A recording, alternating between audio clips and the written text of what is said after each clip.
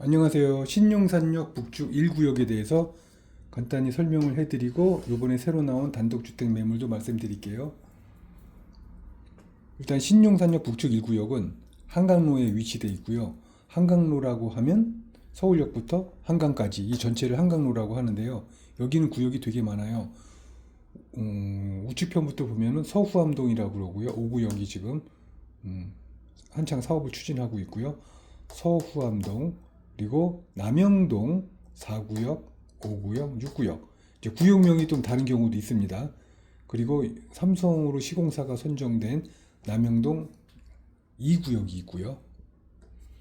이 전체에서는 상업지 개발로 여기가 제일 빠르죠. 그 다음에 아래쪽으로 내려오면은 삼강맨션 부지 158번지대라고 하는 부지가 있고요. 그 다음에 신용산역 북쪽 1구역, 여기는 이렇게 2구역이 있고요. 그리고 용산구에서 가장 비싼 기지창 전용구역이라고 하는 구역이 있습니다. 가격은 잠깐 소개해 드려 볼게요. 그 다음에 여기 빗물 펌프장이라는 곳이 있고, 국제업무지구 앞에 서부이천동 구역이 있고, 업무지구는 요번에 기공식이 열렸죠. 이름이 바뀌었습니다. 서울 코어로요.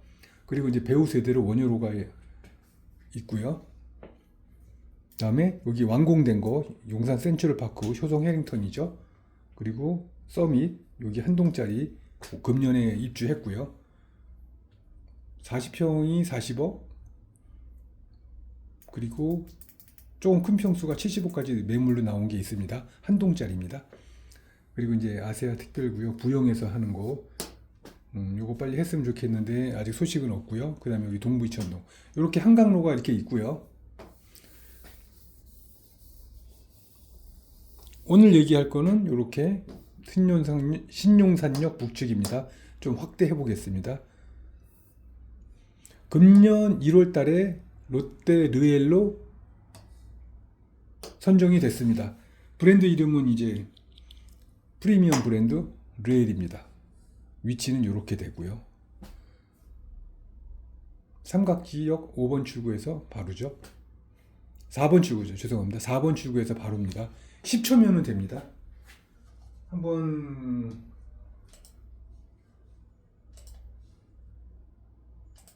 이렇게 시공사 3차까지 해서 롯데 르엘로 선정이 됐습니다. 그렇고요.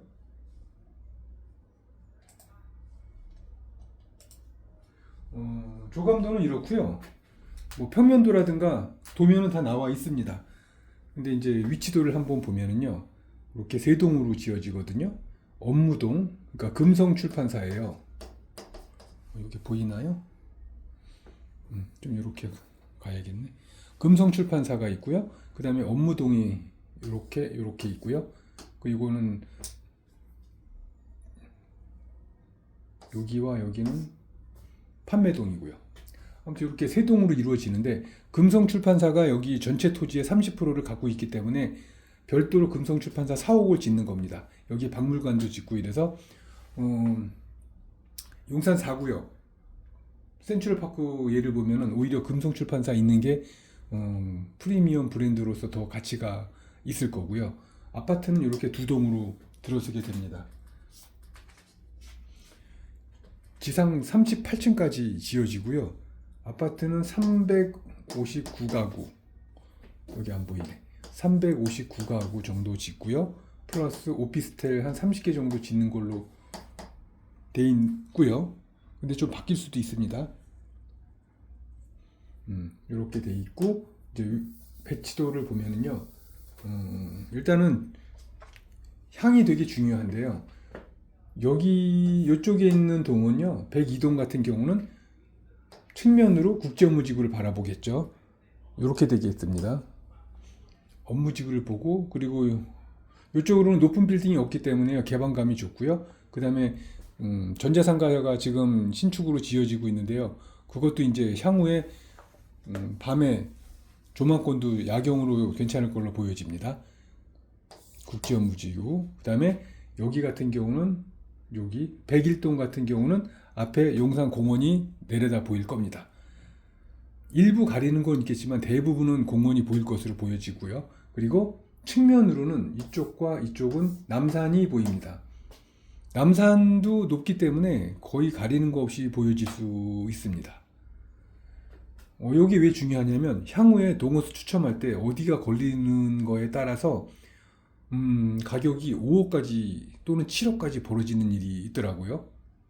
그래서 요거는 뽑기를 잘해야 되는 거니까 어차피 조합원들은 추첨인데, 근데 다행스러운 거는 여기가 조합원이 100명밖에 안 되기 때문에요.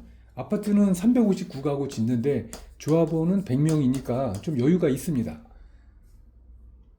그래서 여기 같은 경우는 근생 조합원들도 아파트 입주권을 확답을 주면 안 되지만 일단 다들 조합원들 전체는 그렇게 알고 있고요. 올해 들어서 여기가 거래가 3개가 됐어요. 단독주택 1개, 그 다음에 근생 3개. 한번 볼까요? 여기인데 단독이 1건 거래됐고 근생이 3건이 거래됐습니다. 그리고 지금 이제 말씀드리려고 하는 게 20억짜리 단독주택. 일단 잠깐 소개를 하면요. 근생 같은 경우 3건이 거래된 게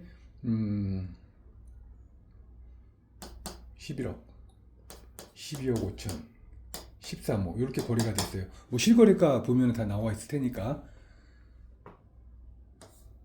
이렇게 돼 있고, 그런데 이 근생 같은 경우 되게 재밌는 게요. 볼게요. 똑같은 예를 들어서 뭐 대지집은 4평짜리, 대지집은 5평짜리 뭐 같다고 보고 이런 것들의 가격 분포를 한번 보면요. 대지집은 5평이라고 보겠습니다. 그냥 단순하게 여기 같은 경우 그게 있다면 지금 현재 가치로 14억 정도. 남영동은 현재 지금 10억 정도고요. 남영동이 지금 약진을 했습니다. 올 가을부터요. 그리고 금년 들어서 가장 거래가 많이 됐고요. 아니 10년 동안 거래가 가장 많이 된 게 또 남영동이고요. 그리고 여기 같은 경우는 16억 정도 되고요. 남영 2구역도 사업성 되게 좋은 곳입니다. 그 다음에 2구역 같은 경우는 물건이 없고요. 그리고 여기 제일 비싸다고 하는 곳은 32억 정도 비싸죠. 그리고 서부이천동 1구역 같은 경우 근생이 5평짜리가 있다면 지금 한 10억은 당연히 넘을 거고요. 물건이 없으니까 큰 것들만 거래가 돼가지고 그렇고요. 이 정도 사이즈로 보시면 됩니다. 그런데 단독주택을 보면요. 자, 확대해서 봤습니다. 섹터는 이렇게 되겠고요. 총 조합원 수 100명, 아파트는 359가구, 오피스텔, 안 보이네요. 다시 하겠습니다. 아파트는 359가구, 조합원 수는 100명, 충분하죠? 그리고 현재 물건을 보시면요. 요번에 나온 물건 보시면 20억입니다. 그런데 특기할 만한 거는요. 20억인데 일단 15억만 주고요. 5억은 이주비 대출을 받을 때 현재 매도인한테 드리면 되는 겁니다. 물론 요 부분에 대해서는 약정하는 이자율이 좀 있을 거고요. 그래서 일단은 15억 정도로다가 투자 금액이 있다고 하면 지금 시공사까지 선정된 요지의 가격이 되게 괜찮은 가격입니다. 왜 그러냐면은 일단은 투자 금액이 이렇게 되고요. 괜찮다고 하는 이유는 프리미엄이라고 있잖아요. 즉 감정가액이 있는데요. 감정가가 비대율 포함해 가지고 13억 받았습니다. 감정가가. 그러면 13억이니까 프리미엄 P가 7억이 되겠죠. 자, 이게 언제적 얘기냐면요. 2022년도 얘기입니다. 즉 지금 올해 5월 달에 여기 감정평가를 했는데 아직 발표는 안 났어요. 그래서 저희가 지금 알 수 있는 거는 22년도 감정평가밖에 모르거든요. 근데 어떠한 기준은 있어야 되니까 일단 22년도로 하자고요. 감정 13억. 그런데 지금 새로 25년 5월 달에 새로 감정을 했으니 당연히 이거보다는 올라가겠지만 공사비도 올라갈 거기 때문에 서로 이제 밸런스를 맞춘다고 보면은 결국 같은 결과가 나오거든요. 그래서 어쨌든 복잡하니까 22년도를 기준으로 해보자고요. 그럼 22년도에 13억 받았으니까 피가 7억이 되는 거죠. 요즘 세상에 노량진 뉴타운도 피가 한 16억, 17억 정도 하고요.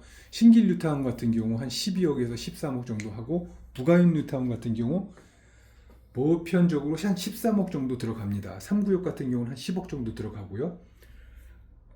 그런데 거기 시공사 선정된 건 아니고요. 부가인 뉴타운 같은 경우도. 그리고 우리 용산의 청파 1구역 같은 경우도 감정평가 아직 안 나왔지만 거기도 역시 매매가 자체가 한 15억 정도 하니까 프리미엄이 7억보다는 훨씬 높다고 봐야 되고요. 서부지원동도 마찬가지고, 제가 알기로는 이렇게 싼 피가 없을 겁니다. 한번 조사해 보셔도 되고요. 그래서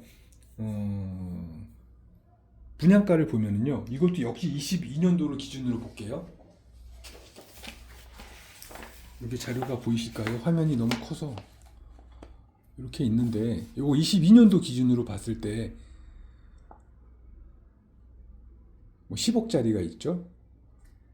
11억이라고 봤을 경우 제일 큰 거 49평을 받았을 때 추가 부담금이 이렇게 3억 나옵니다. 그렇죠? 11억이라고 봤을 때 12억이니까 추가 부담금이 3억도 안 나온다는 얘기예요. 근데 이제 공사비 들고 뭐 어쩌고저쩌고 해가지고 이거보다는 좀 더 늘지 오히려 환급될지를 모르겠지만 그냥 20억 플러스 이 자체로만 봤을 때 3억 정도 나옵니다. 그러면 23억이거든요. 23억 들여서 용산 한강로에 49평형 아파트를 받을 수 있다고 하면 안전마진이라고 하는데 딱 아시겠죠? 23억으로 49평을 받는다. 시공사까지 선정이 돼 있는 상태에서 한 2배 이상 나올 것 같은데요. 투자 수익이요. 자, 다시 보시면 22억으로 20억 플러스 3억 23억으로 49평을 받는다. 지금 현재 이거 인터넷으로 조회해 보시면요, 한 30분 이내에 다 파악이 되실 겁니다. 용산에서 가까운 마포 같은 경우, 마레프 같은 경우 33평 아파트, 그리고 이화여자대학교 앞에 있는 쪽에 신축 보편적으로 5년 이내 아파트도 33평형이 거의 30억에 육박하거든요. 그리고 공동역의 1구역 짓고 있는 것도 지금 분양권 시세가 33평이 32억 정도 하고요. 그 마포 얘기고요. 용산은 더 비싸고요. 한남뉴타운이라든가 이렇게 동부이촌동 보면 더 비싸고요. 그러면 결과적으로 23억 들여서 49평을 받으면 제가 보기에는 2배 이상 나옵니다. 더군다나 뭐 가장 용산에서도 핵심 지역에 입지하고 있기 때문에요.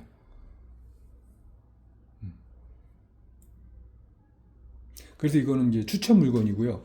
지금 이렇게 유튜브에 올릴 때까지 지금 계약이 안 된 이유는 10월 15일 대책 발표 이후로 금년도 12월 말까지 대출이 완전히 막혀 있습니다. 그래서 거래가 지금 비싼 거는 두절이 된 상태고요. 그 대신에 10억 이하짜리는 그런 거랑 관계없이 지금도 거래가 잘 되고 있습니다. 이렇게 20억 이상 되는 것들은 아무래도 대출이 안 되고 본인들 집이 아직 안 팔렸기 때문에 지금 이렇게 있는 것 뿐이고요. 대신에 한남뉴타운이라든가 이런 거 보면은 거래가 안 될지언정 가격은 계속 오르고 있습니다. 이것도 언제 계약될지는 모르지만 아직 남아 있다는 거고요. 여기 신용산역 북측 1구역입니다.